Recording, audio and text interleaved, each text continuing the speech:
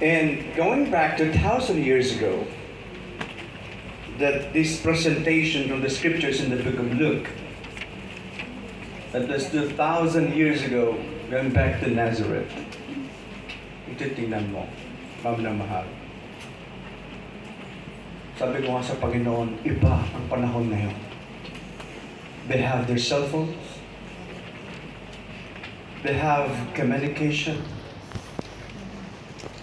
Cars. Trains. Marami. But the people during the ancient times, not like that. When they worship God, going to the temple in Jerusalem, they're going to walk kilometers and kilometers. Pero tayo ngayon, my goodness, napakalapit ng lugar mo, lakarin mo na lang ngayon. Ba't wala ka sa church? Di ba? We are spoiled today.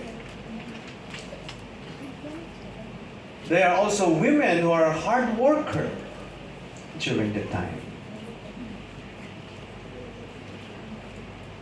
But they are the women that used by God to bring forth glory to His name. And one is Mary of Nazareth, that used by God to bring forth glory to His name. What does it mean when you say role of a woman? It speaks of the word a part. Ito yung parte mo. This is what you are going to do. A part of things to do. Hindi mo pwedeng sabihin na isa akong mananampalataya at wala akong role as a believer. That's why there are some presentations in the scriptures that given to us by God in order for us to have that role in our lives, that these things might apply, that we might walk therein. As an example to us, ito po yung salita ng ating Panginoon na magiging example sa atin. As what we read in this passage today. Mary praises God. Going back to their culture, pag hindi ka kasal at meron ko sa Ilonggo pa huring-huring. Diba? What I'm trying to say is, there are some issues to you. That you're pregnant and you are not married. Then you will be stoned to death. That's why it is not just an easy thing during their time to commit immorality. Because you are subject to be stoned to death. Pero ngayon, sa ating panahon, my goodness, kapatid, kung saan-saan na lang. Diba?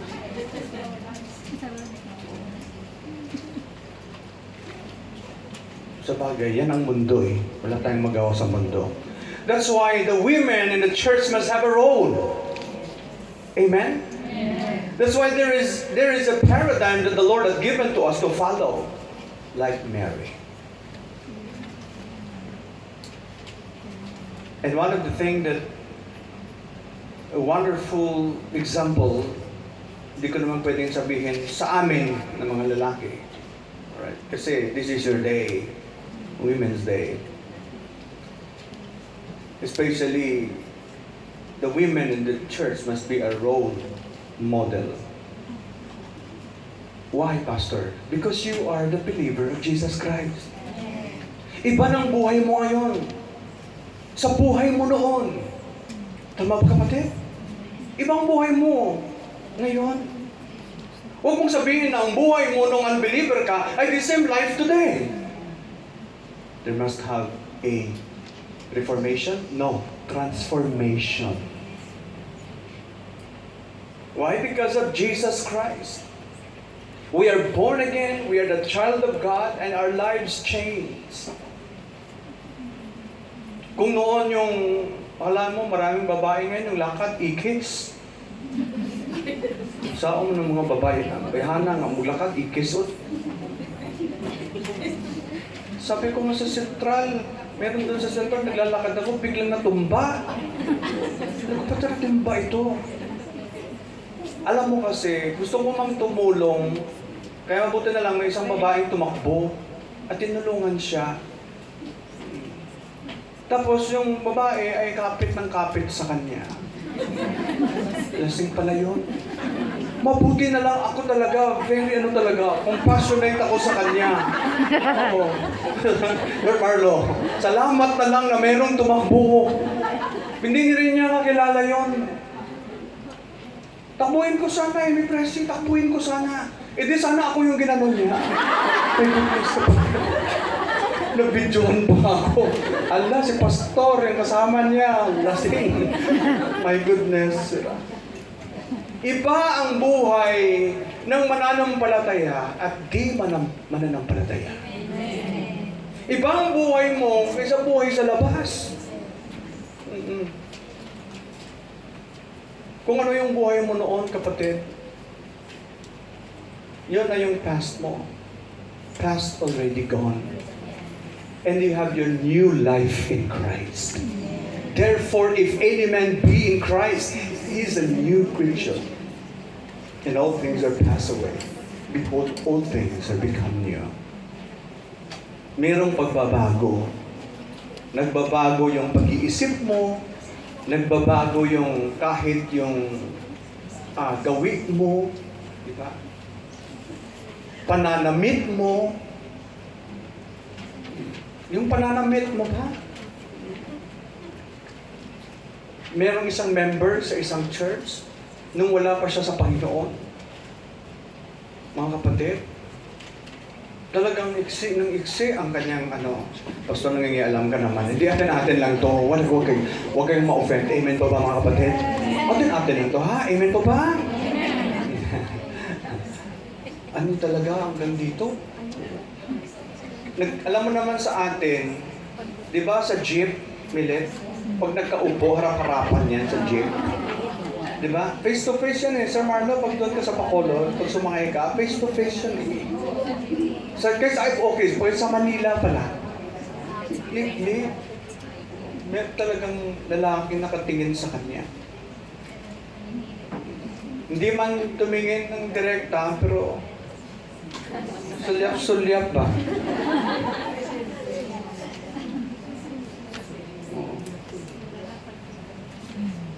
Kahit i-cover pa niya yung cellphone niya, hindi talaga madala. Pastor, ganun ako eh. But since she got converted,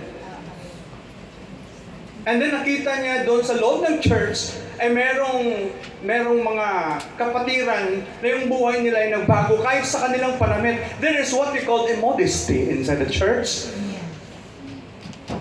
At nagsuot na sila ng medyo mahaba na. At doon napasama na siya. She joined in the Bible study. She joined in the Sunday school. Noon wala siya Sunday school. Noon wala siyang ganyan. But she joined because she's converted. And her life changed. Kahit sa kanyang pananamit, sa kanyang pananalita, ang sabi pa nga niya sa testimony niya, alam niyo noon, mga kapatid, pag nagsalita ako, para akong babaeng kalye. Wah, ato na tayo. Kapilan ako ng balasin mo ko. Ganyan siya magsalita. Yes. Ganyan siya magsalita. Oo, grabe siyang magsalita sa iba. Kahit yung galaw niya, parang iba talaga, hindi ka mag-bless pag makita mo siya. Pero ngayon, kapatid, makita mo ang kanyang buhay when you change. Dahil meron siyang nakita, kahit yung mga kapatiran sa loob ng iglesia, na nagiging example sa kanya. Always remember this, that the new ones in the church, the babes in Christ, the new members in the church are watching to those members who are old in the church. They are always observing the life of somebody. They are not observing what you are saying. They are observing the way you live. Alam ko maraming mga believers na you memorize a lot of verses. From Genesis to Revelation, pinag-explain ka, terribly. Ang galing. But sometimes people don't believe what you are saying. They believe how you live. Pinagmamasdan ang iyong buhay, kapatid. That's why makikita natin, paminamahal, tayong lahat ng mga mananampalataya. You, also women in the church, must be an example. Ano yung pastor yung makikita natin? Ano po, pastor, ang role, a biblical role ng isang babae? Tingnan natin. Number 1. Role number 1. A life that glorifies and obey God. Yan ang role mo. That's why Mary said in verse 46, my soul doth magnify the Lord. The word magnify here speaks also or magnify. It speaks that we acknowledge God. It speaks that we admire God. It speaks that we honor God. Especially His attributes, His acts, that God is holy. The holy God whom we follow.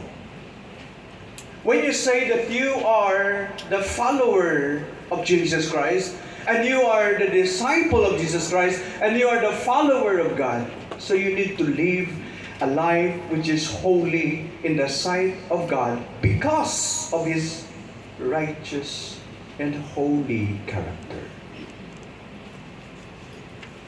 Because we are the followers of God. Mahirap naman sabihin na follower ako ni Christ, tapos iba yung style ng buhay natin.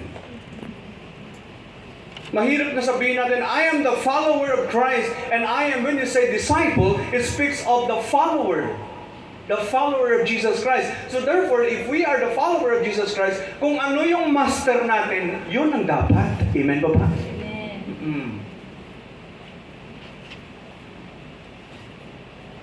Napakahirap naman kasi pag sinabi mong follower ka, tapos yung pina-follow mo, iba yung buhay, tapos yung sa'yo, iba. If you know that you are the follower, so therefore you must have the same direction. Amen? Amen. The same path. What He requires must follow. To live a life that glorifies God and obey. Yun po yung buhay. Pastor, napakahirap pala ng buhay mananampalataya, no? Sana manatili na lang akong unbeliever. Because everything is free of charge and everything okay lang, pastorya. Maraming nagsasabi, ayaw ko doon sa KFBC. Mag-church, bakit? Maraming bawal eh. Maraming bawal. Kaya hindi na lang ako nagsisimba kasi maraming bawal. Kapatid, hindi po ang KFBC nagbabawal. At lalo na ako, hindi ako nagbabawal. Gusto mo mamuhay ng makamundo? It's your choice. Yung nagbabawal sa atin, ang ating Panginoon na siyang nagbigay ng mandate sa atin. Amen?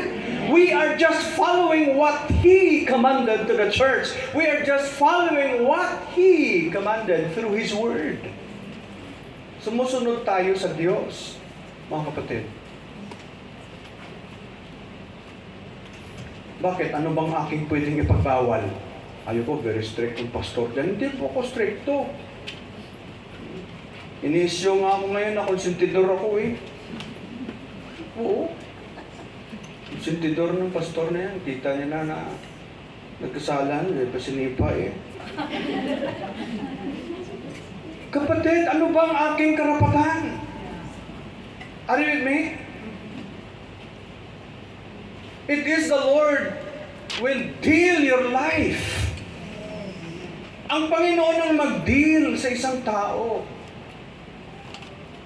That's why hindi ako nagiging konsilidor sa isang tao na nagkamali at nagkasala. Why, Pastor? Because the church, listen to me carefully, the church is not a place of condemnation. The church is the place that will help somebody, those who are weak, to stand and serve God. Amen? Amen. This is like a hospital. Then helping somebody, those who are wounded. If you are the believer of Jesus Christ, and if you are wounded, what you are going to do to the wounded person? Hindi siyempre healing ang kailangan, tulong, ipag-pray.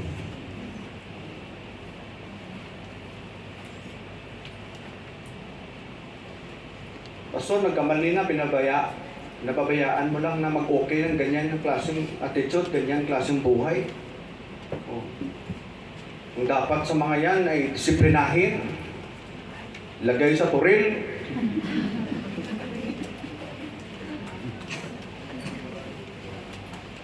Mga kapatid, hindi ganon. Hindi ganon ang buhay Kristiyano. Hindi ganon ang puso ng Kristiyano. So therefore, who are we as believers to condemn somebody? Kaya ako, as your pastor, I allow the Lord to deal with you. Kasi pag ang Panginoon ang mag-deal sa'yo, sabihin ko sa'yo, totally you will be disciplined. Ano ba yung altar na to? What's the use of the altar in the church? Are you with me? What's the use of the altar? Alam mo, Minet, kasi nakaupo ka dyan. Pag nagkamali ka, pag nagkasala ka, Pastor, isampo lang nga pero hindi ko disimilit. Ano ha?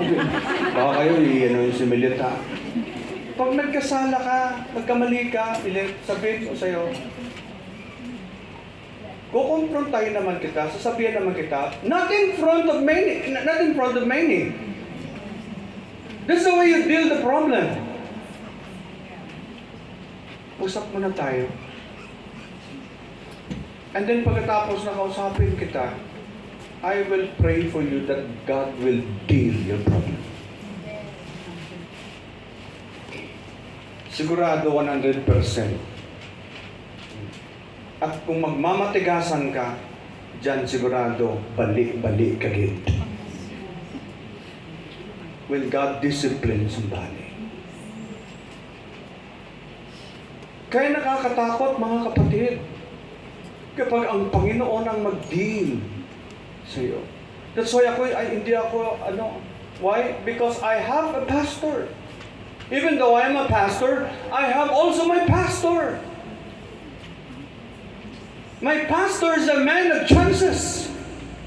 A lot of members in the church who commit sin against God, who commit immorality, commit many things that displeases the Lord, even it violates the law of the land.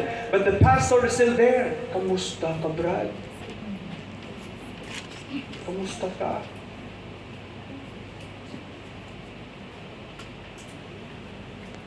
Sabi ng pastor ko, Mon, taas pala BP ko subong mo. Pwede ikaw ito na ikanto sa presuhan. Bakit, pastor? Nakulong si member natin. Kala yung member ka nun sila kulong ka. Parang nakakayang sabihin, Pagpupuntahan, pinapunta ako dito ni pastor. Kasi kung ako lang dito lang pupunta dito, bagay sa'yo paluin Bagay sa'yo, mabulo ka dito. Pero hindi ganun Hindi ang heart ng pastor ganun I learned many things from him that he is a man of chances. That's why I love my pastor very much. Because he is my pastor. Kaya if there are some members who disrespect the pastor, it's your choice. But I will not read that one. Hindi ako aanin yan. Bakit? Kasi hindi ako ganun sa pastor ko I pay a high regards of respect for my pastor. Puntahan mo siya doon. Kaya I learn many things from him. Yung people pa lang nabuntis na. Kalahin mo, the age of 19, college student, nabuntis na. Nanginginig. Gusto rin naman, papatayin ako ni Papa. O ngayon sigurado, 100% papatayin ako ni Papa. So, how can we deal the problem? Then I call the pastor, I make a schedule because I am his spokesperson. I just go to the pastor. E di yung pastor naman, iyuyuko na lang ipag-pray natin sa Panginoon. Papuntahin mo siya dito. And then puntahan mo yung parent, papuntahin mo sa office ko. Hindi mo na siya hinarap. Kinausap mo na ng pastor yung parents. Kinausap ng mabuti. Ganito yung anak nyo, ganito nangyari sa anak mo. Ganito, ganyan. Ngayon, takot na takot siya. Na-trauma na siya dahil baka patayin siya ng tatay niya. Inalaman niya. Grabe kayo sa atin. Kaya nung nakausap na, umiyak na lang yung tatay. Gumano na lang yung tatay sa office.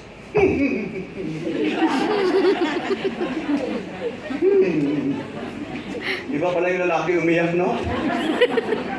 Parang baka. Marlo, paano ko umiyak?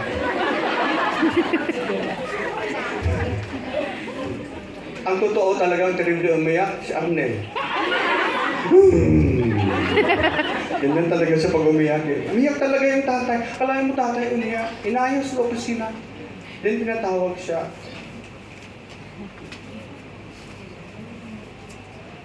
Parang yung mukha ng tatay at saka ng nanay niya, parang si Dilima at saka si Duterte. Maganon. Nung pumasok na, yung nanay nakatingin eh. Day, ba't mo ginawa ito, Day? Ngayon yung anak, lumuhod.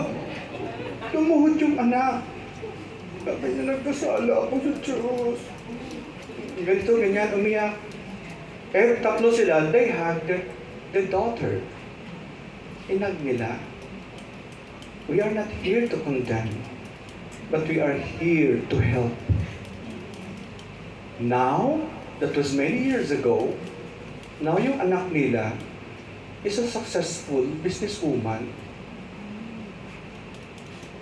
And then they're also a big help to the church. Eh ngayon kung kinundinan mo yun, itinapon mo yun. Kaya hindi ganun, kapatid. Lahat tayo ay may differences. Lahat tayo ay nagkakasala. Lahat tayo ay nagkakamali. But no one from among us have a right to condemn. Because we are not condemned by the Lord. Our sins forgiven. Kahit ano tayo, kahit ano ka-arumi, even you are an immoral person, you commit sin against God, you are forgiven by God through the blood of Jesus Christ. That's why the blood of Jesus Christ is free for everyone to those who come to Him. Kita mo yung forgiveness ng Panginoon. Kita mo kung paano tayo pinatawad ng Diyos. Ngayon, dahil pinatawad tayo ng Diyos, we need to live a life that glorifies and obey God. Amen, mga kapatid? Amen. Umuhay tayo na may kabanalan sa ating Panginoon.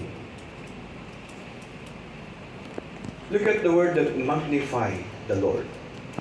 Huwag natin gawin yung mga bagay na hindi makaglorify sa Panginoon. Amen po ba, mga kapatid? Pag alam mo na isang bagay na hindi makaglorify sa ating Panginoon, huwag mo lang gawin eh. Tama ba? Dahil alam mo, it cannot bring glory to God. Because when you do something that cannot give glory to God, what will happen to you? He will discipline you because the Bible said, whom the Lord loveth, He chasteneth. Kaya meron talagang palo sa buhay ng isang mananampalataya. So, one of the role of, or a biblical role of a woman is to live a life that glorifies God. Like Mary. that her life give glory to God. Now, I will give you some, hindi ko nalagay doon, but if you can take note, there are some specific steps to magnify God or glorify God. Ito yung dapat na kailangan ng mga babae. Alam mo, kung pag-uusapan ang mga babae, ang mga lalaki straight yan pag nagsalita. Ang mga babae, pansit canton, bihon. Ang lalaki, ilang daan pa lang yung words na sinabi, ang babae, 10,000 na. Marami sila eh. Men, they're just a few words. Women, a lot of words. There are some steps, no? Especially sa mga women natin sa church. What is that, Pastor? One is giving praises to God through singing. Sino bang mga umaawit dito? Choir lang umaawit. Alam mo, singing to God is one of the more obvious ways that we can glorify God. Because even the book of Psalm 66 verse 1 and 2 gives us an instruction. Shout joyfully to God. All the earth sing the glory for His name. And make His praises more glorious. That's why, if you are going to glorify God, what you are going to do? You need to sing praises to God. Pag problematic ka, kumanta ka. Pag wala kang blessing, kumanta ka. Parang, I am not blessed today. Kumanta ka ng doxology. Praise God from whom all blessings flow. Praise Him, all creatures here below. Praise Him above, ye heavenly hosts. Praise Father, Son, and Holy Ghost. Alam mo, konklusyon ka na sa kanta mo, Lord, ipalain mo ako, Panginoon. I know that every one of us aspire to be blessed of God. Amen. Walang isa sa atin dito na ayaw mo ng blessing. Tama po ba, kapatid? You aspire. But I want you to understand about your motive of coming to the house of God. Ay, punta tayo ng church. Bakit? Para i-bless naman tayo ni Lord eh. Punta tayo doon. Tama ba, kapatid? But listen, ito yung dapat na tamang motive natin.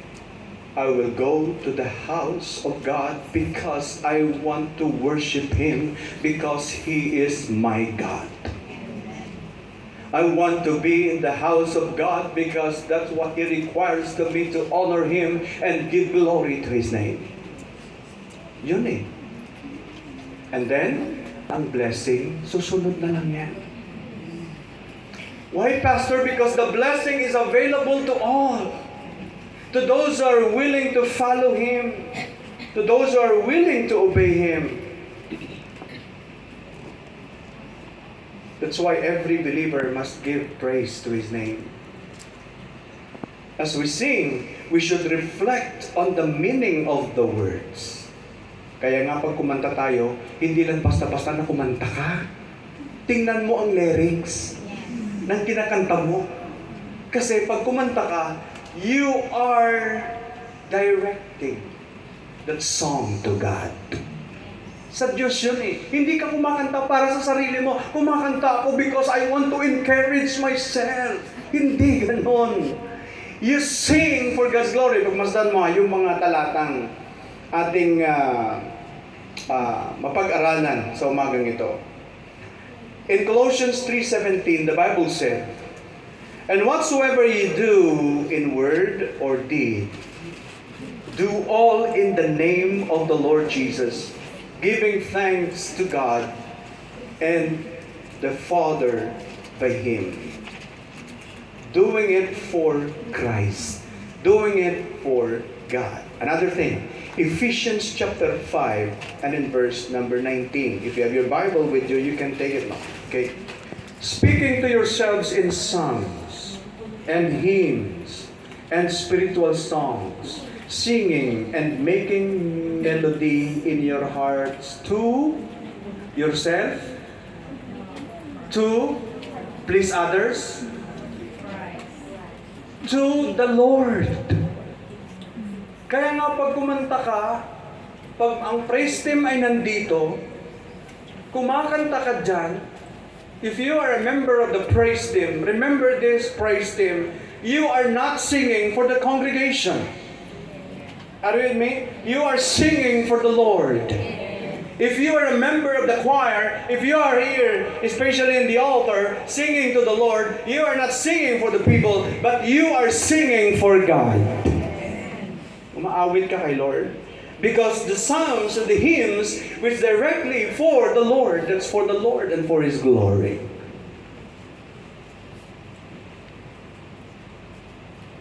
Kaya napakaganda sometimes, in my prayer, I'm saying this, "Lord, this is my prayer. Use the choir and allow your heavenly host to sing with them for the glory of God." Nakala mo ba pag kumakanta kayo dito, no? Kumakanta kayo dito sa Panginoon? Mga kapatid, akala nyo ba kayo lang ang kumakanta? Are you with me? Hindi lang kayo ang kumakanta. Akala ba ng kongregasyon, pag sila'y umawit sa Panginoon, tayo lang ba ang umaawit? Listen, the heavenly host joining for the church and for the glory of God, singing for His name. Amen? Kala mo ba tayo lang? Hindi. Maraming sumasama sa atin sa pag-awit, the heavenly host.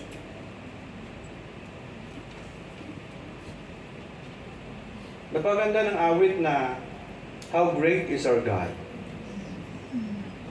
How great is our God.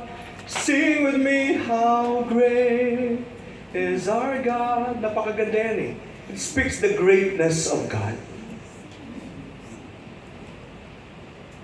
Kaya pag kumanta ka, nakatune in yung isip mo at puso mo sa Diyos. Huwag mong tingnan yung katabi mo. Di ba? Ano man ang libakon man yung sandali. Nasa nadidistract yung katabi, di ba? Sabi ko nga eh, sabi ko, "Melody, ano na naman yung inaano mo?" Ay, nagtupad-tupad. Tiyo sa akong kalibahagod. Man ito, nag-utas, tumamati. Ang problema sa'yo, hindi ka nakafocus sa pag-awit mo sa Diyos, sa praise and worship, pag-praise natin sa Panginoon, sa pag-awit natin sa Panginoon. Hindi ka nakafocus doon. Tinitingnan mo yung katabi mo, hayaan mo siya.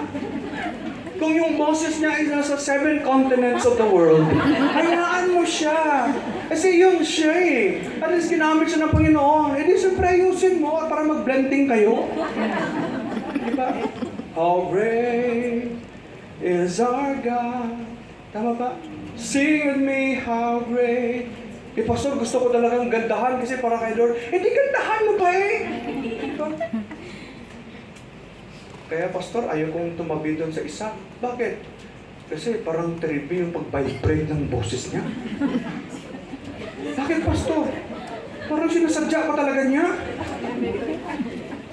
Ano na naman yan? Meron kasi sa katabi mo, lalo na pag matanda na ang katabi mo. Kakanta talaga yan, how great is the heart.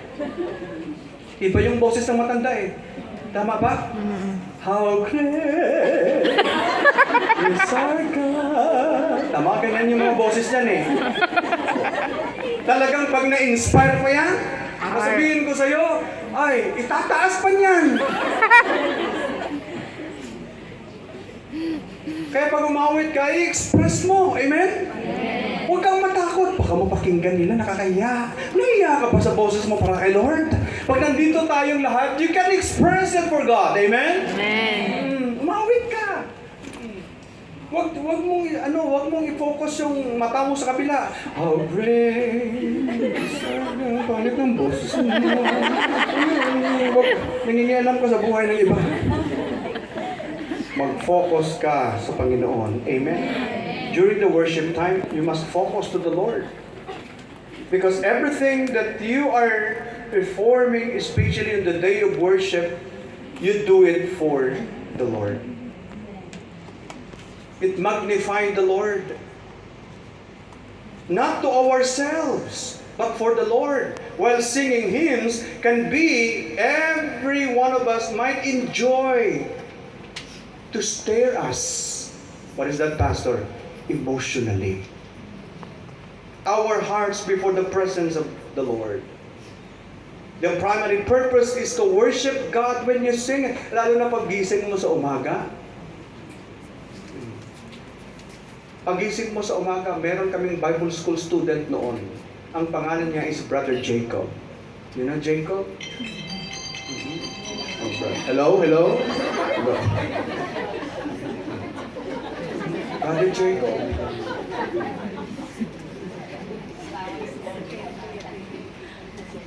Ayaw niyong kumanta doon sa loob ng church. Gusto niyong kumanta doon sa labas.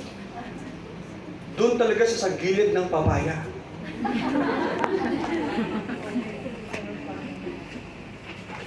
Yung pastor nandun din naman sa opisina niya eh. Nandun may papaya doon sa gilid. Kumanta siya. Yung nandun pa kami sa La Carlota. Alam mo ba yung kanta niya? Yung We Believe is the Green. We believe in a Father who created all these things. Yan siya kumanta eh. Pero sa kanya, alas 4 ng umaga kumanta.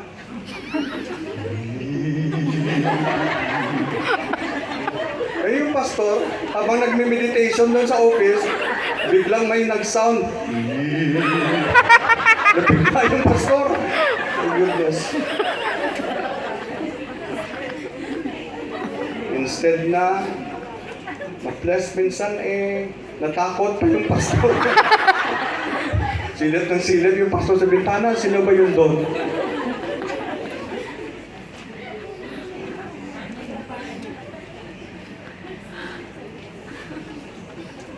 We are singing for God because of His mercy and blessings to us. Ang pag-awit ay isa ring pagpapasalamat sa Diyos. Kaya pagising mo sa umaga,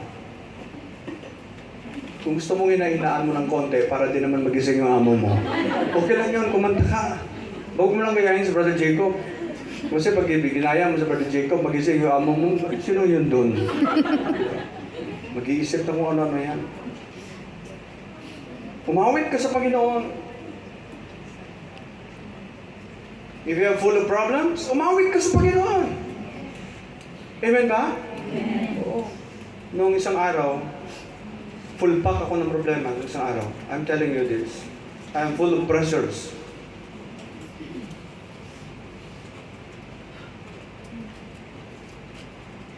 Full of pressure ako noong isang araw. On how the problem might have a solution. Pero sabi ko, wala akong solusyon, Panginoon. Ikaw ang may solusyon dito. Dahil mga membro mo sila. Then just kneel down to God and pray. But I sing praise, glory to His name. Sa may mga sakit, I'm just praying to God. You are the God that healeth me. You're singing it for God. Then the more you give praise and give thanks through your singing, listen to me carefully, nag-iiba ang pag-iisip mo. Ang damdamin mo nag-iba. You know why? Because it is your mind who says a lot of negative things in you. Isip mo yan eh. It is your mind who pressured you. That's why you give everything to God. Because God is the only one that can give solution to the problem. Bago ako sumabak sa bakbakan, I just talk to God first. At pagdating ko na sa oras ng bakbakan, mga kapatid, then everything is just, there is what we call a, you'll feel the love, the compassion, walang galit sa puso, full of wisdom, the way you advise. Tapos yung mga kinakausap mo, listen, they have a heart of acceptance and filled with tears in their eyes. Have a repentant heart, love, and compassion. Are you with me? Pero kung dinala mo yun sa emosyon mo, ay hindi ganon yung pastor. Hindi ganon yun. Sapagkat marami tayong kinakaharap na mga bagay sa buhay. We are so thankful because God taught us in many things. That's why one of the role is for you to glorify God. Sing it for God. Then, our prayer also. We should also praise God in our prayers. Because God is willing to listen to the things that what we ask for.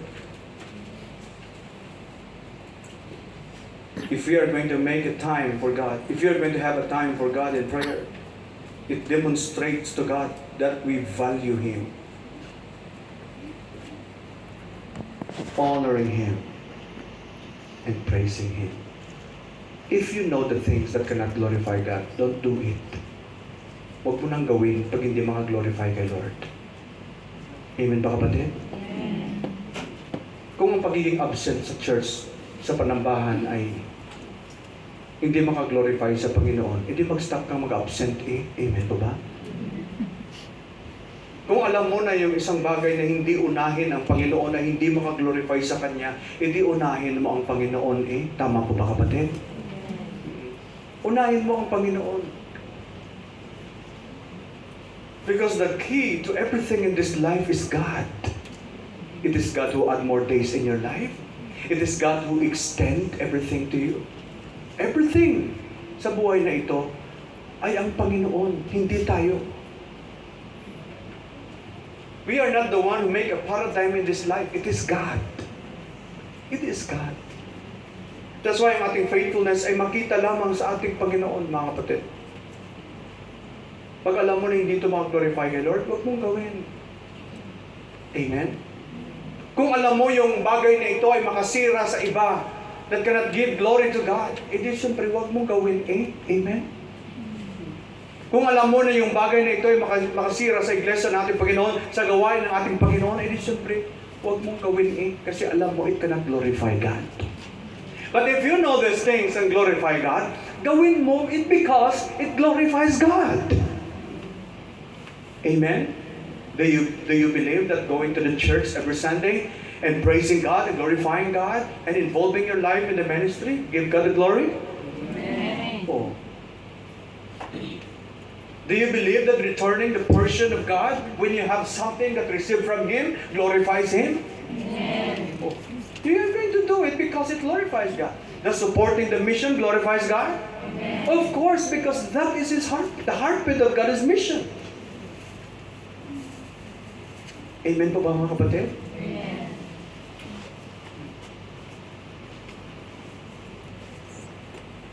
And then another point here is, pag alam mo na masira ang buhay mo, huwag mong ituloy.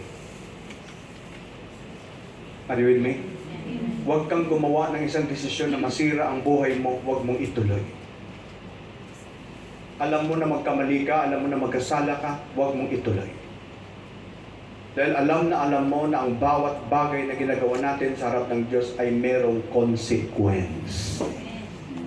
Tama po ba? Makinig kayong mabuti. Hindi lahat ng sufferings ay trials. People suffer because that is the consequence of their sin. Grabe, naging talaga ang trial ko sa buhay. Wala ka pa sa trial. Possible that's the consequence of your sin.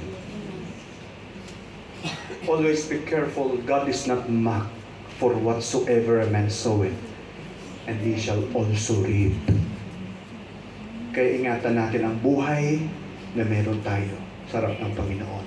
Number 2 role you have is to live a life of example in words and in deeds. Dapat maging example ka. Kaya makita natin, if you are going to go to the book of John, chapter number 20, and in verse number 15 to 18. Right. If you have your Bible with you, 20. Alright. And in verse number 15.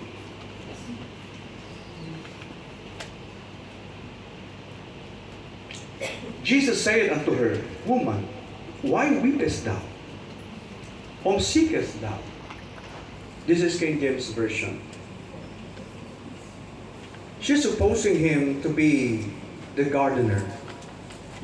It is about the appearance of Christ during his resurrection. And then, Sir, if thou have borne him here, all right, tell me where thou hast laid him.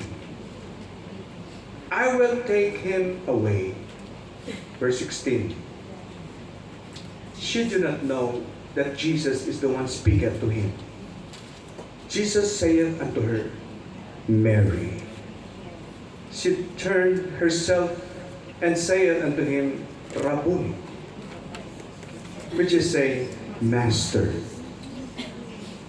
Jesus saith unto her, Touch me not, for I am not yet ascended to my Father, but go to my brethren, and say unto them, I ascend unto my Father, and your Father, and to my God, and your God.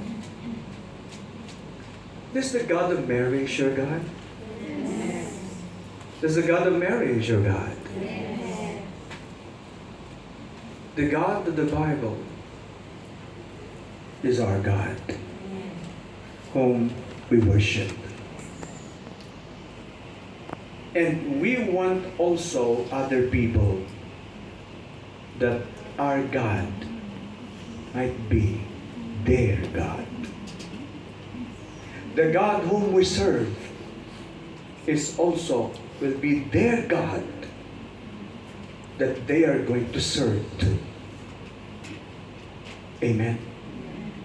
Yung mga unbelievers na makikita mo na balang araw sila ay sumasamba sa Diyos. Yung mga wala sa Diyos, makikita mo na sila ay sumasamba sa Diyos. Remember this, that we are just an instrument that God is going to use to proclaim the gospel. You see, Mary, to share the gospel and to live a life of example in words and in deeds. You see on how they follow the Lord, on how she obeyed the Lord, to go to other people and proclaim and share the gospel of Jesus Christ. And that's the greatest business of every believer. And another point of your role is to live a life of example. Na ang bawat isa ay magiging example. Halimbawa, may isang nanay, sabi niya, nag-utas tigit ko sa mga kabataan ko. Mo gina-implement yung term sa sabi marinig mo. Talagang naano na talaga ako sa mga anak ko. Ano bang sa Tagalog? Ang utas? Ano ibig sabihin niya? Ha? Nauunsumi na talaga ako sa mga anak ko. Krama ba yun? Ganon? Ganon ba yun? Tama ba yun? Tama ba yung Tagalog na yun? Sir Marlo, help me. Tama ba yun?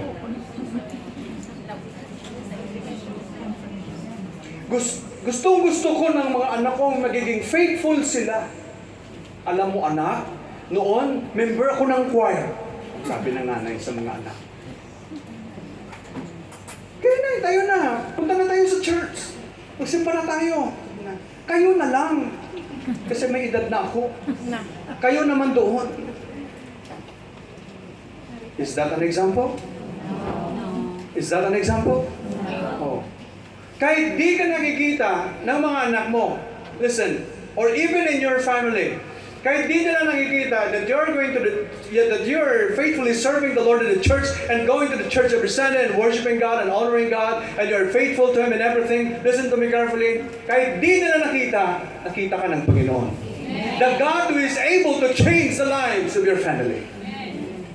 Kahit di ka nakita ng marami, kahit di mo pakita, be faithful to the Lord. Amen? Be faithful to Him. Tandaan mo, ang Panginoon ang nag-enable ng lahat. Kaya you need to live a life of example. Lalo na pag ikaw ay nakatayo sa choir. Makinig kayo mabuti. Tayo-tayo lang dito. Amen po ba? Hindi kayo nag-amen. Amen po ba? Okay lang ba ito? Okay lang ba? Pag ikaw ay isang member ng choir, lalo na sa music ministry, nakatayo ka rito. Tapos, si Anita, kontra mo. Galit na galit si dalawang Anita pa dito. Ano kaya ang feeling? Is it alright? There's a right heart here? Then you're praising God here? And then pagkatapos meron kang kaalitan dun sa baba? What do you think? Kapatid, listen. If there is something inside in our hearts, go to the person and talk. I want my life right with God. That's the basic thing that you're going to do. Very simple thing. Pag meron ka nakalitan, kausapin mo.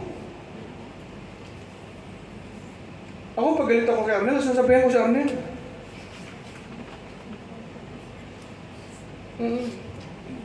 Mali ka, mali. Mali yan. Bakit? Kasi natatakot ka dun sa labas. Alam mo, may puti doon, takot siya sa labas. Ayoko na. Huwag, Arnel.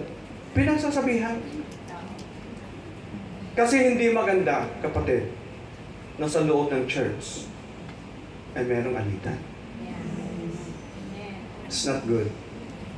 Therefore, every member of the church must live a life of example, especially in your word. Yung pananalita mo.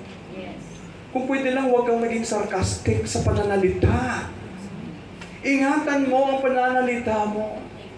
Tama po ba? Kasi mayroong mga taong mahina eh. Mahina yung kanilang damdamin. Lalo na bago sa pananampalataya. Lalo na bisita. Diba? Eh kasi pastor, nakikinig tayo kung ano sasabihin ng iba sa atin eh. Hindi ganon. Dapat yung buhay mo ay maging pagpapala sa iba. Even the word that you speak to others might be a blessing to them. Amen? Ingatan din ang ating pananalita and then ang ating mga gawa. Kaya nga sa Pilipinas eh, sa puso, sa isip, sa salita, at sa... Oh, you see? Sa Pilipinas na lang eh. Di ba? Ano yan? Pananumpa? Di ba? Kita mo, may pananumpa pa nga eh. Pilipinas pa lang yan ha? Mas more sa gawain ng ating Panginoon. Amen po ba mga kapatid? Oh. Another role. This is the last. Marami kasi to. Kaya tinignan ko lang yung tatlo. Pangatlo. Provider and protector. If you're going to read the 1 Samuel, chapter number 2 down to verse number 10, titingnan mo, alam natin that Hannah, she was a barren. You understand that? Hannah was. That's why Hannah also, there is a song of thankfulness. If you go to the outline of 1 Samuel, chapter number 2, and then verse number 1 down to verse number 10, this is what we call the outline of Hannah's song of thankfulness. Kaya sabi ko sa inyo kanina, umawit ka eh. Ito naman ay awit ni Hana. In Shiloh.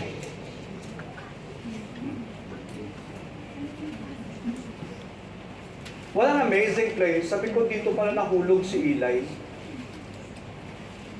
Kasi noon, there is what we call a tabernacle on that place. Ang mga ruins of tabernacle when we are in, kung nandun kami sa Shiloh, that's not Shiloh, that is Shiloh, when we are there. Mga kapatid. Meron doong dalawang mag-asawa, ang history dyan, meron ding dalawang mag-asawa na 15 years na silang kasal, wala pa silang anak. Gumastos talaga siya ng libu-libong dolyar just to go to Shiloh and pray on the tabernacle of Eli. Ang sabi namin professor, sabi niya, dito siya nag-pray. Ngayon, meron na silang 3 anak. You are blessed by God. Always remember that God listens to our prayer. Amen. Sabi ko, sir, where Hannah standing while she was rebuked by Eli? Sabi niya, come here. Kasi ang door dito. Sabi niya, dito ang door. Yan dito sa pasukan. At dito siya umiiyak. At sinabihan siyang lasing. That's the accusation. Yes. Gabi, but Hannah prayed to God. He asked God for help. Alam mo, she's barren. Nothing. You are rejected in the society pag ganun ka. In their culture. In Israel. Before Hannah go to the tabernacle of Eli, she just go down first to the pool. Merong pool kasi doon sa ilalim. Anong gagawin niya, sir? Babaw siya doon, then she's going to wash herself. Kasi sa Shiloh, bago sila mag-worship sa Diyos, bumababa daw sila sa pool, then they're going to wash themselves because they are not worthy to worship the God of heaven. When they go to the tabernacle of Eli and worship God, they just go to the pool for a while. Merong pool doon eh. Na-video ko yata yun eh. Na-post ko sa Facebook ko yun eh. Then, they are going to go down to the pool, and then maligo sila doon, then they wash themselves, and then they go to the temple of Eli, and then in the tabernacle, then they're going to worship God and ask God for the prayer. Diyan din noon nakalagay,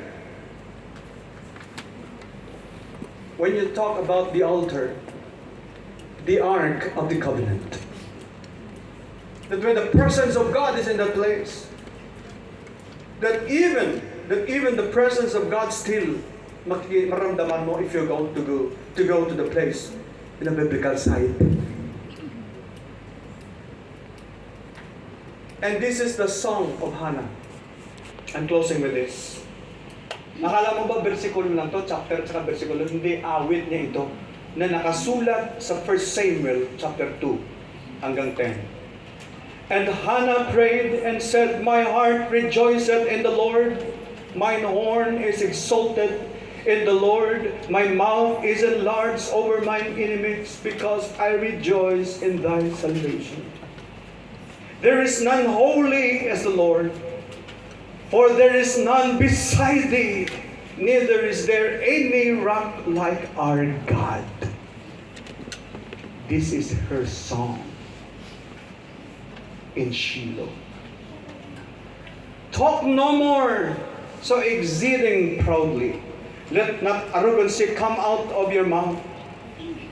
For the Lord is a God of knowledge, and by Him actions are weighed. Verse 4, the bows of the mighty men are broken, and they that stumbled are girded with strength.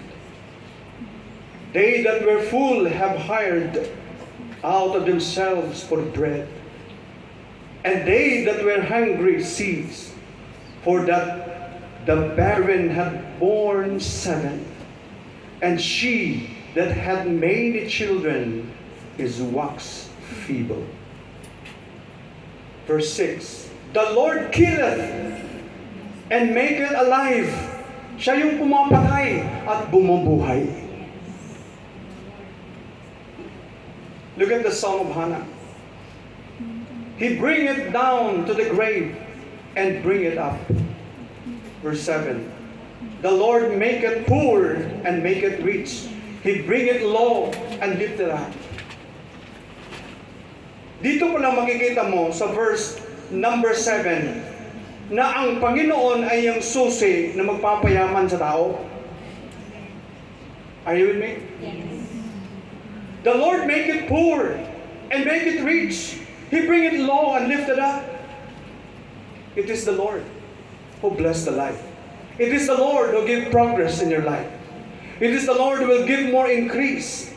And in verse 8, He raised up the poor out of the dust and lifted up the beggar from the dunghill and set them among princes to make them inherit the throne of glory, for the pillars of the earth are the Lord's, and He hath set the world upon them.